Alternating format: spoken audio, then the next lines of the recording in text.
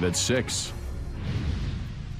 They've known these names for a long time, and to suddenly in 2020 release it and say, hey, we're good because we did it, that's not enough. We need to push to get more information. We need to push to protect kids. This has been a day of reckoning for Fargo's Catholic Diocese as names were made public of those credibly accused of sexually abusing minors. But a lawyer representing a woman who is suing the diocese for sexual abuse told Valley News Team's Joshua Peguero that the list is far from complete.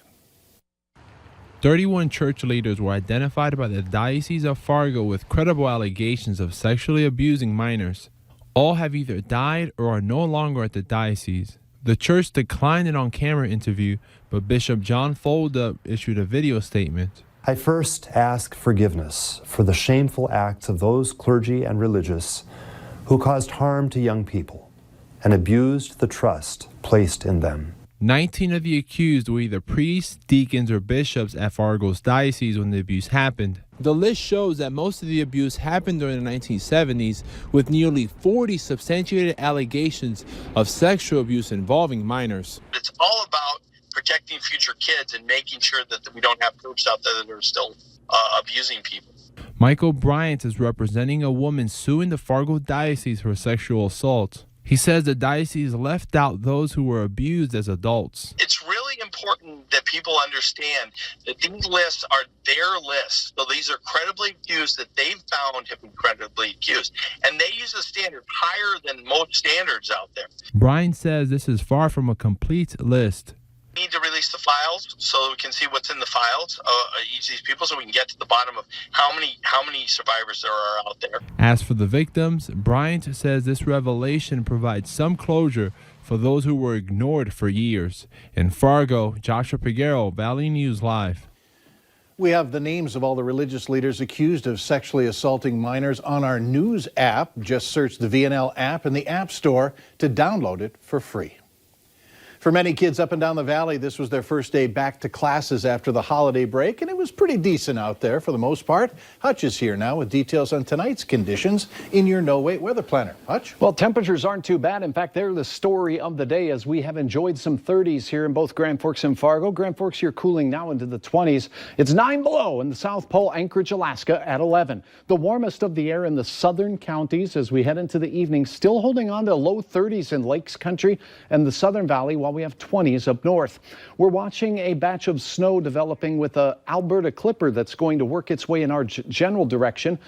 By morning, some of us will be seeing some snowfall and some will get some accumulation as well. More on that in a minute. But for this evening, will remain cloudy. Temperatures very slow to fall thanks to those clouds, but the north wind will eventually cause temperatures to slip into the lower 20s by the overnight hours. Teens in store for our northern counties by the time we get to the overnight hours.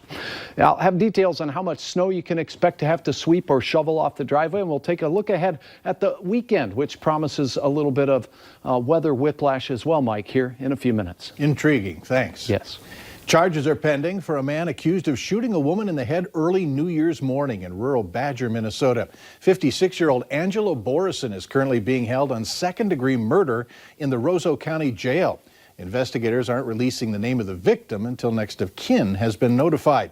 Formal charges are expected to be filed tomorrow. Police want you to know about a high-risk sex offender that's moving to the FM Metro. 25-year-old Alexander Emmons will be moving to 734 College Street in Fargo. He was charged with gross sexual imposition as a 19-year-old after raping a 14-year-old. High-risk offenders are considered the most likely to reoffend. Weather-related trouble at a West Fargo building today. Not only did the roof cave in because of heavy snow, a gas leak led to a fire. It happened at the Trinity Containers building that's located at 420 Main Avenue East. One person inside at the time put the fire out. I would say people start checking your roofs and making sure they're clear so that we don't have any further issues as far as roof collapses, that type of thing. And homes also be checking your vents and clearing your roofs off because we got such a heavy snowfall this last week. No one's allowed to go back into that business at this time. Firefighters are saying it's a good time to get out those roof rakes. Structural concerns stemming from heavy snow on the roof caused Dilworth Glendon Felton School District to cancel classes today. The district posted on Facebook saying classes will be canceled again tomorrow while crews work to clear snow. A structural engineer was brought in to review the buildings, and they had concerns over the Glendon building. It was advised to clear the roof before allowing people back into the building. School will start up again on Monday. North Dakota had 98 motor vehicle deaths in 2019, a total that, if it goes unchanged, would be the first time in 17 years that the state has recorded fewer than 100 traffic fatalities. Of the 98 motor vehicle deaths, 42% were alcohol-related, 25% were speed-related, and 47% weren't wearing seatbelts. Victims ranged in age from 3 years old to 93 years old, and 83% were North Dakota residents. 74 of the deaths were in a passenger vehicle, 11 were motorcyclists, 5 were pedestrians, 4 were ATVs, 2 were bicyclists. 1 involved a train, and 14 involved commercial motor vehicles. As you start the new year, here's something to put on your to-do list. You've got about 9 months to comply with Real ID in Minnesota so you can fly or enter federal buildings. Daniel Spiewak has the story. Well, it's finally 2020, the year Real ID takes effect in Minnesota. This all dates back to increased federal standards passed after 9/11. So before you stand in line at the DVS to get a Real ID, here's a couple of things you need to know. The biggest impact to your everyday life is going to be travel. Starting October 1st of this year, you will not be able to get on a flight with just your regular driver's license. A regular driver's license also won't get you into a federal facility like the federal courthouse here in downtown St. Paul. For all of this, you'll need a Real ID, one with a gold star on it.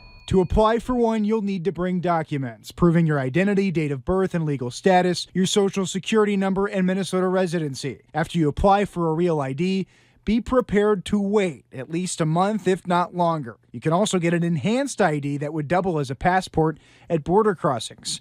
Or you can just use your passport. Whatever you do, you're not the only person that has a decision to make in 2020. It was reported before the new year that only 10% of Minnesotans are Real ID compliant right now. So it's going to be a very busy year getting ready for all of this. I'm Danny Spiewak. And the Real ID also starts in North Dakota in October of this year. If you spent the holidays in bed with the flu, you're certainly not alone. The latest report from Minnesota health officials is that flu is still widespread across the state.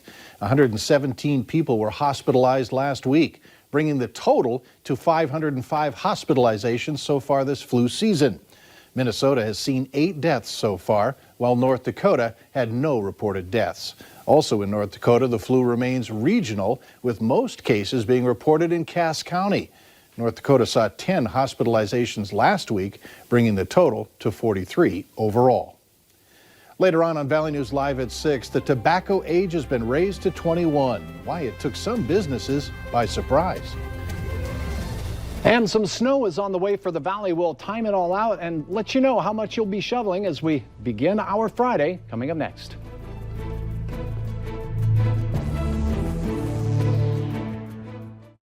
You're watching Valley News Live.